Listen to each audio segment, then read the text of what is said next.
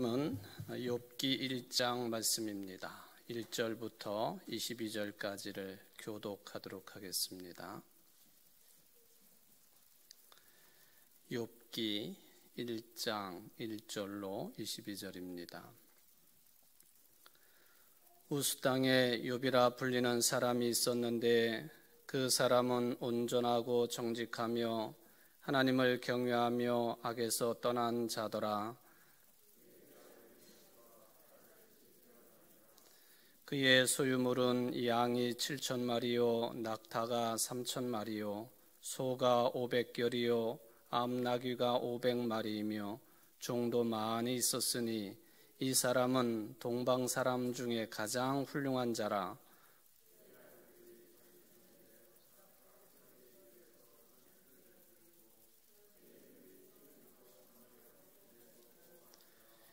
그들이 차례대로 잔치를 끝내면 욥이 그들을 불러다가 성결하게 하되 아침에 일어나서 그들의 명수대로 번제를 드렸으니 이는 욥이 말하기를 혹시 내 아들들이 죄를 범하여 마음으로 하나님을 욕되게 하였을까 함이라. 욥의 행위가 항상 이러하였더라.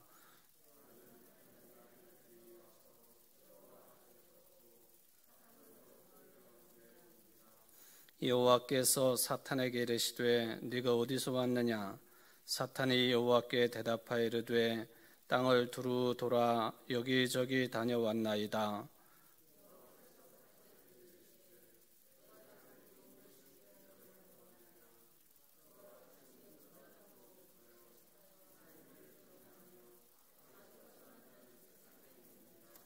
사탄이 여호와께 대답하여 이르되 욥이 어찌 까닭 없이 하나님을 경외하리이까?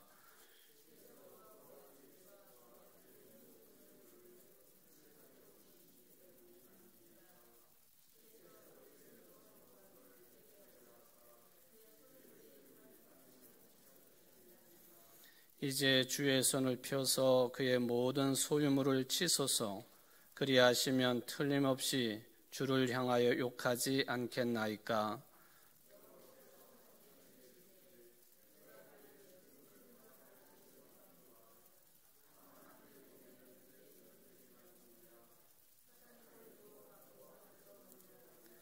하루는 욥의 자녀들이 그 맏아들의 집에서 음식을 먹으며 포도주를 마실 때에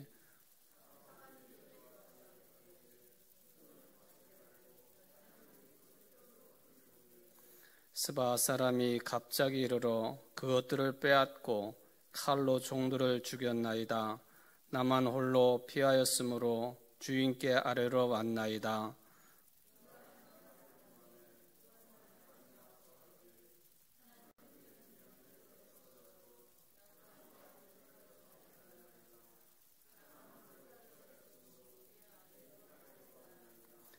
그가 아직 말하는 동안에 또 한 사람이 와서 아뢰되 갈대아 사람이 세 무리를 지어 갑자기 낙타에게 달려들어 그것을 빼앗으며 칼로 종들을 죽였나이다. 나만 홀로 피하였으므로 주인께 아뢰러 왔나이다.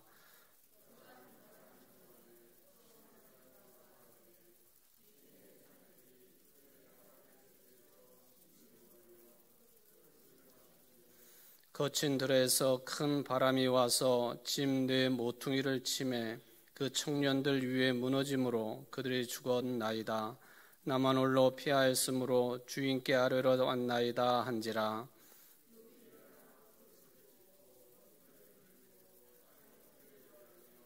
이르되 내가 모태에서 알몸으로 나와 싸운즉 또한 알몸이 그리로 돌아가올지라. 주신 이도 여호와시요 거두신 이도 여호와시오니 여호와의 이름이 찬송을 받으실지니이다 하고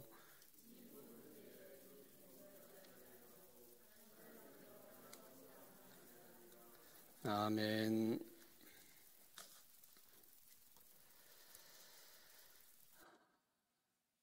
지지난 수요일에 욥기 1장 처음 이제 말씀을 생각을 하면서 일반론적인 그런 내용을 언급을 해 드렸습니다. 그 그 욥기의 시대적인 배경이 어떠하냐, 또 욥기의 저자를 말한다면은 누구라고 말할 수 있겠느냐, 이런 등등에 대한 일반적인 내용들이었습니다. 그러나 뚜렷한 것은 이 욥기서는 율법서, 예언서, 성문서라고 구약성경 전체를 크게 구분을 할 때에 성문서에 포함되는 내용이다라는 말씀을 드렸습니다. 성문서, 거룩한 문건, 거룩한 문서라라고 하는 그런 뜻이 되겠습니다. 이러나 저러나 욥기를 읽으면서 욥기의 저자가 우리는 그저 욥이라고 하는 사람이 기록했겠거니라고 이제 생각을 할 수가 있겠습니다만은 그렇게 보는 것은 너무 단편적인 입장이 되겠습니다. 하여튼 이 욥기서를 읽으면서 가장 핵심적으로 다루고 있는 주제가 뭐냐 하면은 인간들이 세상 살면서 겪게 되는 고난에 대한 문제입니다.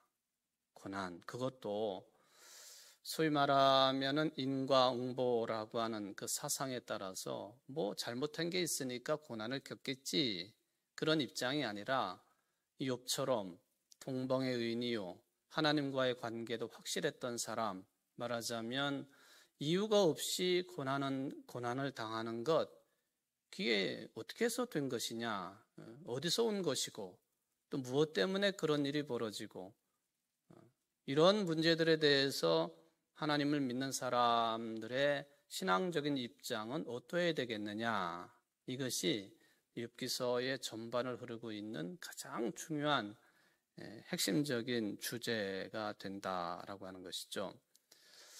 한편으로 말하면은 이 욥기의 내용은 바로 이런 인간들의 고난에 대해서 그냥 흘려넘기거나 무덤덤하게 바라보는 것이 아니라 굉장히 예민하게 이 문제를 바라보는 입장이 되었다 하는 것이죠. 그냥 무덤덤, 또 일반적인 관점을 가지고 본다 하면은 뭐 이스라엘 사람들 주변의 나라들이 대체적으로 사람들이 겪게 되는 고난에 대해서 가지게 된 입장이 일반론이라고 볼 수 있겠죠. 좀 전에 말씀을 드린 것처럼 뭔가 잘못한 일이 있으니까 그런 고난을 겪는다 하는 거예요. 뭔가 잘못한 일이 있기 때문에 이런저런 고난을 겪게 된다. 그런데 욥기의 내용은 그런 차원에 머물지를 않습니다. 반드시 하나님과의 관계성 속에서 이 부분을 다루고 있고, 또 그에 따른 우리 인간들이 다 온전하게 이해하고 받아들일 수 있는 내용은 아니겠지만 하나님과의 관계성 속에서 이 문제를 처리해야 되고 받아들여야 된다라고 하는 그런 입장을 가지게 되어 있습니다. 전통적으로 우리 인간의 고통은 말하자면은 어떤 그 잘못 또는 그거에 대한 벌, 악한 일에 대한 징계, 이런 이해가 강한 것입니다만은 악한 자의 벌이 곧 고통이라고 하는 그런 생각을 가질 수가 있겠습니다만은, 그런데 역시 계속 좀 중복이 되겠습니다만은 이 현실적으로 보면은 선한 사람들이 당하는 고통, 이것도 적지 않습니다.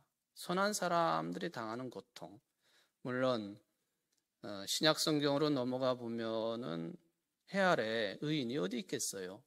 하나님 앞에 의롭다고 인정받을 수 있는 그런 자격 가지고 있는 사람들이 어디 있겠습니까? 그런 차원에서 보면은 그 누구를 향해 선하다고 말할 수는 없어요. 누구를 향해서 완벽하다고 말할 수 없습니다. 물론 이제 우리 인간들 사회생활 또 인간관계 속에서는 어느 정도 참 바람직하게 또 온전하게 생활을 하는 사람들이 있어서 본받아야 될 만한 그런 사람들도 있고, 또 참 우리가 저 사람의 삶을 지향해야 되겠다라고 판단되는 사람들도 있는 건 사실입니다. 그렇다고 그가 죄인이 아니겠습니까? 하나님 앞에서는 누구나가 다 죄인이라는 것이죠. 이 점이 이제 예수 그리스도의 복음의 말씀을 받아들이고 사도 바울이 깊이 깨닫게 되는 그 의인론, 이신칭의라고 하는 그런 신앙과 신앙 교리를 통해서 확립이 되어진 그런 신앙 사상이 되겠습니다. 우리는 그것을 지금 받아들이고 있고, 그래서 의인은 없다, 하나도 없다. 그건 전부 다 하나님 앞에서 되어지는 일이에요. 하나님 앞에서. 이런 차원에서 그럼에도 불구하고 현실적으로 보면은 왜 저 사람이 저런 고통 가운데 살지?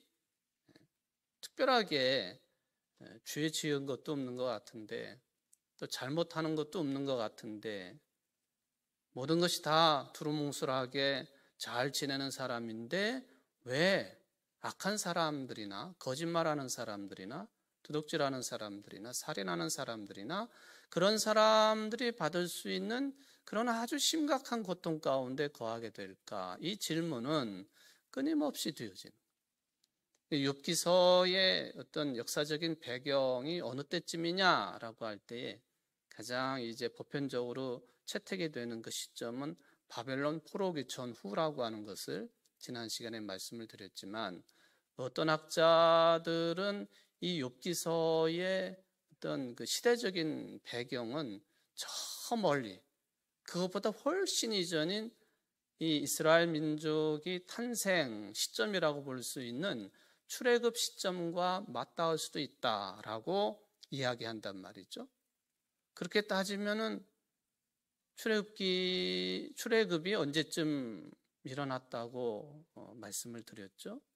주전 한 1250년경, 거기서 조금 왔다 갔다 할 수는 있겠습니다만, 주전 1250년경 13세기, BC 13세기경에 일어난 역사적인 사건이 출애굽 사건이라고 한다면, 그거를 우리가 지금 21세기를 살고 있으니 2000년 플러스 1250년 정도만 해도 3500년 정도 된 그 시점의 시대적인 배경을 가지고 있다. 그렇게 본다고 한다면, 그냥 우리가 굳이 역사적으로 이 사건 저 사건 해가지고 연대가 어느 정도 되고 이건 면밀히 따지는 것도 굉장히 중요하지만요, 이스라엘 민족이 처음 탄생할 때의 시대적인 배경이라 하면은 그는 곧 그 이상도 넘어갈 수 있다는 것이죠. 아브라함을 부르셨을 때도, 노아 시대도, 더 올라가 가지고 첫 인간들인 아담과 하와의 시대도, 이 선한 사람이 별다른 잘못과 죄를 저지르지 않은 사람들이 왜 저런 심각한 고통 가운데 거하게 될까? 이 문제가 심각한 내용이었다. 그렇게 받아들여도 틀리지 않겠습니다. 그 말은 곧 인류의 역사는 소위 말하면 고해와 같다. 고통의 바다와 같다. 이유가 있어서 고통을 당하는 사람들은 그나마 이해하기가 쉽지만은 이유 없이, 근거도 없이, 현실적으로 보면 그런 사람들이 당하는 고통의 이유는 뭐냐 하는 거예요. 이게 지금 욥기서의 이런 질문과 주제는요, 우리 인류의 역사 처음부터 되어질 수밖에 없었던 그런 질문이고 주제라고 하는 그런 말씀을 드릴 수가 있겠습니다. 말하자면 인간 삶의 목적이 뭐냐, 우리 인생의 삶의 의미가 뭐냐, 소위 말하면 아주 궁극적인 질문이 이 욥기서에는 들어있다. 물론 성경의 모든 책들이 다 이런 궁극적인 차원의 접근을 말씀을 해주고 있는데, 욥기서는 특히 이 고통과 고난에 대한 아주 예민한 내용들을 접근을 하고 다루고 있다 하는 것이죠. 그런데 놀랍게도 여러분들도 그러시겠지만 욥기서를 아무리 읽어도요, 이유가 뭐냐? 이유가 뭐냐? 하는 거에 대해서 우리의 머리로는, 우리의 상식적인 차원으로는 고통이 왜 오느냐 하는 거에 이 질문에 대한 아주 뚜렷하고 명쾌한 답변이 욥기서에 주어지지 않는다는 거예요.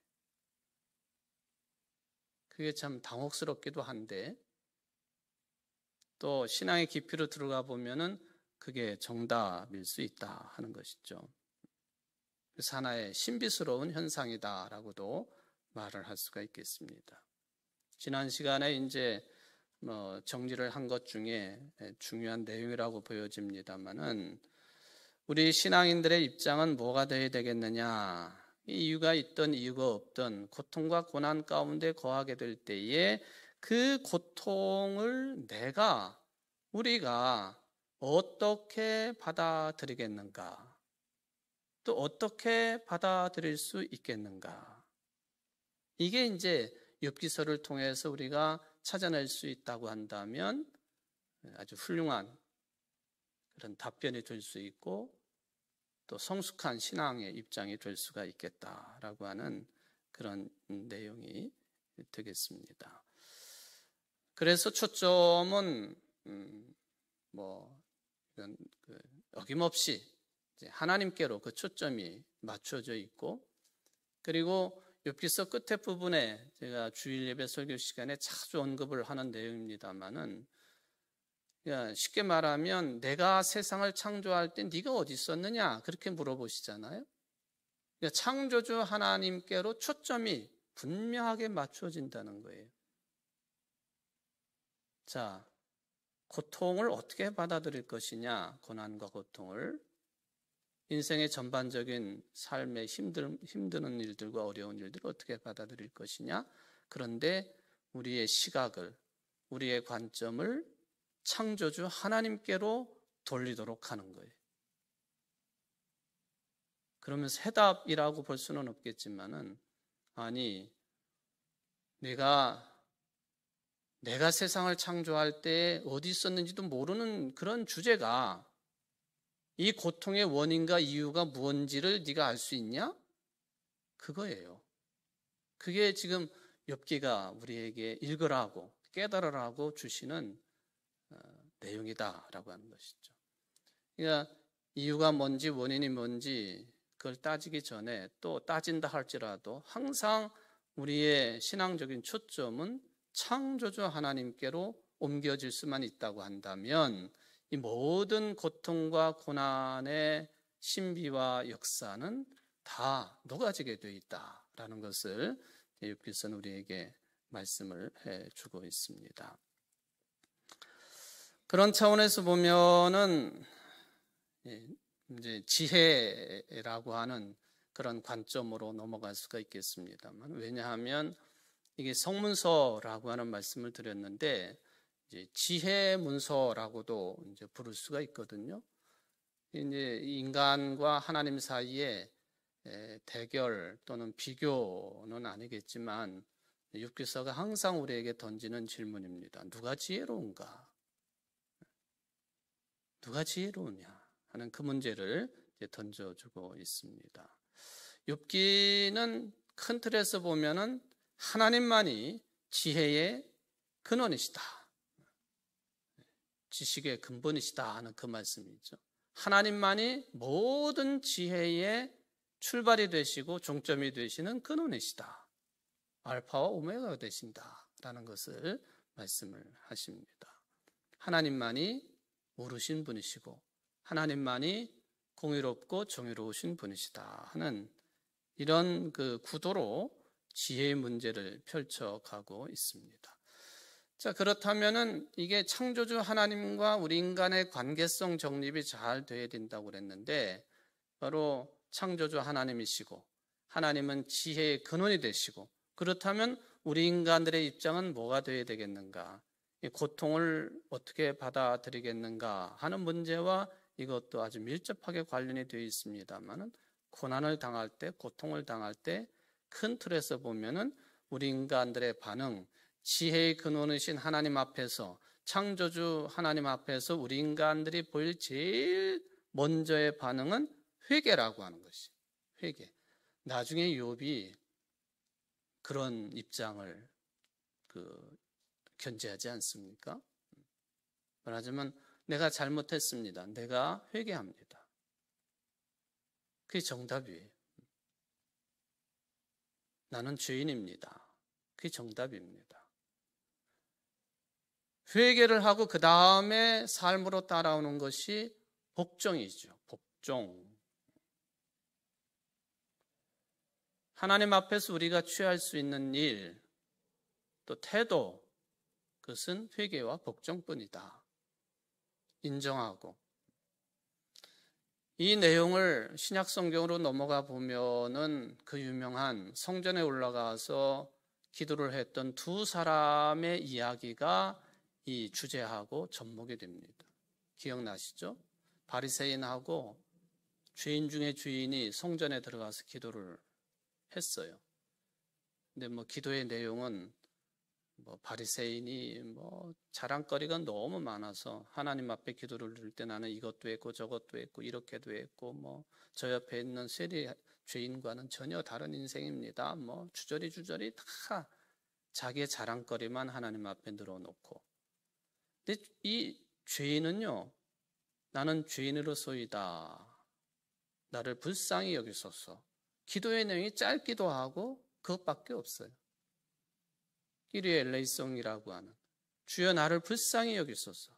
왜? 나는 죄인입니다. 복음서에 예수님 곁에 있던 수많은 사람들이 결정적으로 되뇌이고 외칠 수밖에 없는 건 그거예요. 예수님이 제자들을 부르실 때에도 베드로도 마찬가지고요. 고기가 심히 많이 붙잡혔을 때 보인 반응. 주님 저를 떠나십시오. 나는 죄인입니다. 자, 이렇게 바리새인과 죄인이 성전 안에서 기도한 거에 대해서 예수님의 평가는 죄인의 손을 들어주셨다는 거예요. 죄인의 손을 들어주셨다. 이것저것 따지고 복잡하게 논리를 펴고, 물론 우리에게 하나님의 선물로 이성이 주어져 있기 때문에 가능한 일들이 되겠습니다만은, 욥도 그렇고 욥의 세 친구가 등장을 해가지고 이것저것 따지지 않습니까? 욥은 거기에 대해서 이것저것 반응을 보였고요. 어쩌면은 이 욥기서 전체 가운데 토막은 다 없어져도요, 처음과 마지막 부분만 우리가 제대로 받아들일 수 있다면 욥기서를 제대로 읽은 것이 될 수가 있어요.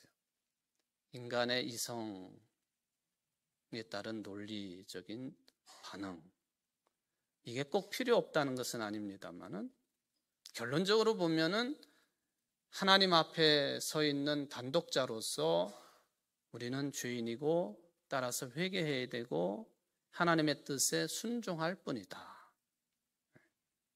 물론 이제 이 하나님의 뜻에 대한 해석을 어떻게 내리느냐에 따라서 그 관점이 사뭇 달라지겠죠. 인간의 뜻을 하나님의 뜻으로 엮어가지고 주장하는 사람들에게는 이 말은 어울리지 않아요. 철저하게 죄인임을 회개하고 복종하는 이 성서적인 입장에서의 하나님의 뜻입니다. 예수님께서 겟세마네 동산에서 기도하실 때 말씀하셨던 당신의 뜻, 그것이죠. 우리가 함부로 하나님의 뜻을 말하기가 어렵겠습니다만은, 내 뜻임에도 불구하고 그것을 하나님의 뜻으로 뒤집어 씌워가지고 하나님의 뜻이라고 주장하는 것, 그건 아니라는 거예요. 어쨌든 이렇게 회개와 복종, 이것이 우리 인간들이 이 악의 문제, 고통과 고난의 문제, 환난의 문제 앞에서 하나님 앞에서 창조주 하나님, 지혜의 근원이 되시는 하나님 앞에서 우리들이 취할 수 있는 마땅한 입장이고 태도가 된다. 이제 욥기의 내용이 되겠습니다. 욥이 세 친구들과 토론을 하면서 자기 자신에 대해서 얼마나 자주 많이 변호를 합니까? 그게 옳으냐 그러냐 이걸 따지는 것 상관없이 결국에는 네가 그때 뭐 했느냐, 어디 있었느냐 하는 이 하나님의 질문 앞에 욥은 스스로 인내심 없이 자기 주장을 펼치고, 그리고 이성에 의거해서 세 친구들과 논란을 벌이고 했다고 하는 점을 이제 회개하는 것, 이게 이제 욥기서를 읽는 바른 해석이라고 하는 것을 생각을 해볼 수 있습니다. 또한 욥기서뿐만 아니라 성서 전체를 흐르고 있는 참으로 하나님을 두려워하고 하나님을 경외하는 입장이 뭐가 되어야 되겠느냐? 욥기가 그것을 잘 안내를 해주고 있다는 거예요. 이거는 오늘날 신앙생활을 하고 있는 여러분들에게도 마땅히 해당되는 그런 내용임을 우리가 확인을 해볼 수가 있겠습니다. 인간의 고난의 문제, 물론 이것은 참 받아들이기 쉽지 않고 또 해석하기가 쉽지 않겠습니다만은 이런 의미를 가지고 있다라고 하는 것을 생각을 해볼 수가 있겠죠. 오늘 우리가 이제 1장을 읽어 보았습니다만은 특히 그 1장을 읽으면서 우리가 자주 인용을 하는 것 중에 하나가 욥에게는 10명의 자녀들이 있었다. 10명. 물론 부인도 있었고요. 10명의 자녀들이 있었는데 이 10명의 자녀들의 비율이 어떻게 됐나요? 아들이 몇 명? 7명. 딸이 3명. 아주 황금 비율로 나타나는 거예요. 이 유대 민족, 이스라엘 민족뿐만 아니라 고대 근동, 팔레스타인을 넘어서서 바벨로니아, 이집트, 또 그 다음 그 이전에 아수르, 바벨로니아, 페르시아, 이런 그 큰 세계들 있잖아요.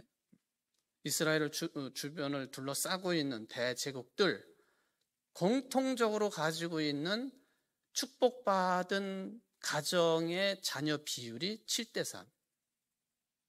7은 아들이고 3은 딸이고.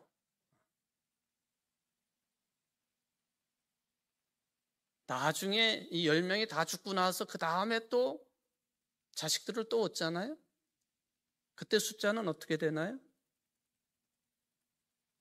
좀 헷갈리시죠? 처음에 10명, 7대3. 얘네들이 다 죽었어. 그 다음에 욥이 또 자식을 하나님께로부터 얻잖아요. 어떻게 돼요?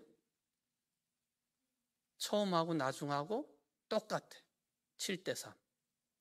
황금 비율이라는 거죠. 황금 비율. 자, 이 욥은요, 재산이 많다고 하는 것에 의해서도 일반적으로 보면 하나님의 복을 많이 받은 사람이라고 그렇게 여겨지는 인물입니다. 거기에다가 더 구체적으로 보면은 재산이 아무리 많아야 뭐예요? 자녀가 없으면 아브라함이 그랬던 것처럼 복의 일부만 누리는 것이죠. 근데 욥은 이 자식들 비율, 남녀 비율로만 봐도 동방의 의인이라고 하는 하나님의 복을 누린 사람으로서 아주 적당하고 마땅한 그런 인물임을 해석할 수 있는 그런 내용이 되겠습니다. 근데 어떤 학자가 그런 재밌는 질문을 해요. 욥의 부인이 욥이 고난 중에 있을 때에 하나님을 저주하고 죽으라고 그러지 않습니까? 근데 사실은 하나님을 저주하고 죽으라, 그리고 욥의 세 친구들이 욥에 대해서 이런저런 얘기하는 것들은요, 실상 보면은 우리가 볼 때에는 정말 얄밉다, 이 사람들. 고통 중에 있는 사람에게 대해서 이렇게 대할 수 있는가? 말 한마디라도 조심해야 되고 또 위로의 말을 하는 것이 마땅할 터인데 어떻게 그냥 상처에다가 소금을 뿌리는 것처럼 그렇게 할 수 있겠는가? 그것도 10명의 자식을 합작해가지고 태어나게 한 부인마저도 자기 남편에게 소금 뿌리듯이 그런 짓을 했단 말이죠. 또는 어떤 학자가 이 처음에 10명을 낳은 부인이 나중에 10명 낳은 부인과 같은가 틀린가 이 질문을 했어요. 어떨 것 같아요, 여러분? 틀릴 것 같아요. 예. 제가 정답을 요구하는 건 아니고요. 여기 성경에 그 부인이 이 부인이다라고 말씀은 안 했으니까 정확하게 말한다는 건 조금 이상하고, 근데 이 학자 의견에 따르면 그 부인이 이 부인이다 그렇게 해석을 해요. 예, 이건 재밌는 이야기로 그냥 들어두시면 좋을 것 같고요. 자, 징벌을 받았다면 분명히 잘못이 있기 때문에 잘못한 것인데 왜 잘못한 것이 없다고 그러느냐? 하나님을 모독하는 거 아니냐? 그러지 말고 저주하고 죽어라. 그게 하나님의 뜻을 따르는 것이다 하는 입장이 이 세 친구들이고 또 욥의 부인의 입장이었습니다.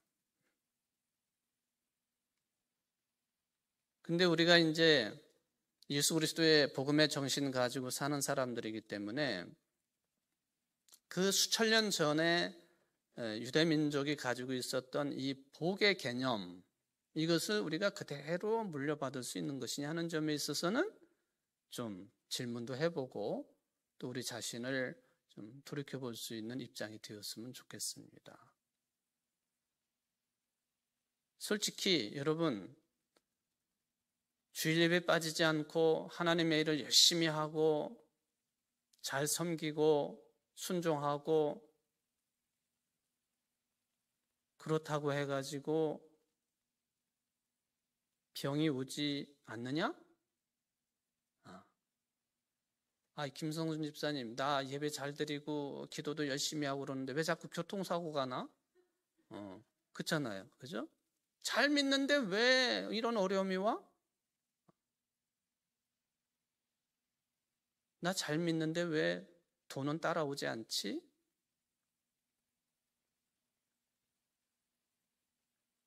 여러분, 우리가 흔히 말하고 있는 기복신앙이라고 하는 것, 하나님을 잘 믿고 의지하면 세상적인 말하자면 기준에 그런 내용들도 자동적으로 따라오게 되어 있다. 이게 소위 말하면 기복신앙이거든요. 기복신앙. 이 기복신앙의 형태는 구약의 유대인들뿐만 아니라 그리고 세상 모든 사람들이 다 가지고 있는 일반론이에요. 다 추구하지요. 추구해요. 요즘에 우리나라의 관심사 중에 하나가요. 저랑 이름이 똑같은 분이 얼마 전에 세상을 떴잖아요. 그 자녀들에게 물려진 유산, 어마어마한 액수잖아요. 근데 그거보다 더 관심을 가지는 게 뭐냐 하면은 그 상속세를 얼마나 낼 것이냐. 상속세. 요즘에 이제 추측기사가 나오는데 보니까 그 한꺼번에 다 낼 수가 없으니까 이게 분납 형식으로 아마 낼 것 같다 하고 이제 보도가 나오고 있고, 또 보니까 그 고인 되신 분이 이 예술적인 안목이 상당한 분이라서 전 세계의 그 예술품들을 어마어마하게 모아놓은 거 아니에요? 어찌 그 우리나라 사람으로서 피카소의 작품, 진품을 다 가지고 있겠습니까? 참 대단한 거죠. 피카소의 그림까지 가지고 있다. 그 외에 어마어마한 그런 그 미술품, 뭐 또 도자기, 예술 작품들을 수장을 하고 있는 것이 이번에 확 드러난 거죠.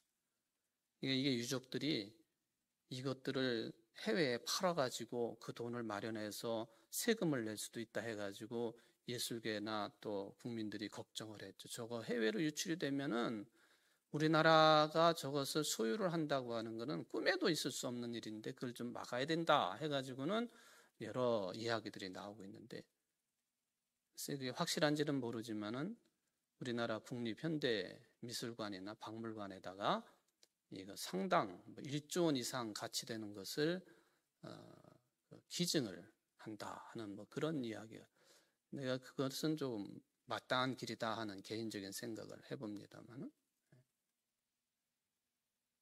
누구는 뭐 어마어마한 재산을,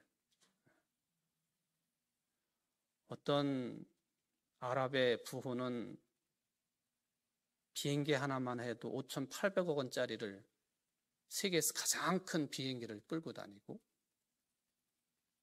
자기 집 차고에 있는 뭐 무슨 차 해가지고 200대나 그렇게 쟁여놓고 지내는 그런 사람이 있는가?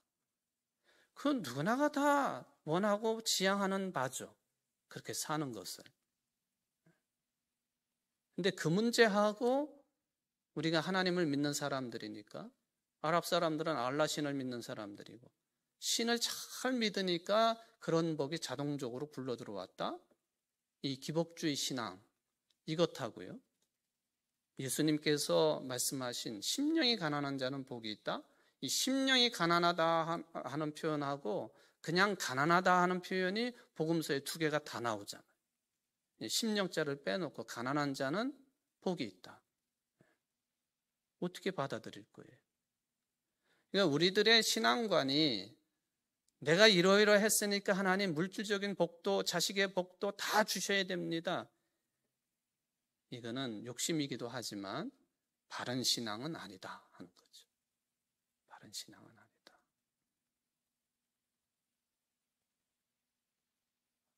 바로 욥기서가 그런 기복주의 신앙관 이거에 대한 반론을 펴고 있는 거예요. 세상은 이렇다 저렇다 말은 하고 있지만 우리 하나님을 믿는 신앙과는 그렇지 않아야 된다 하는 것을 반론을 펴니다.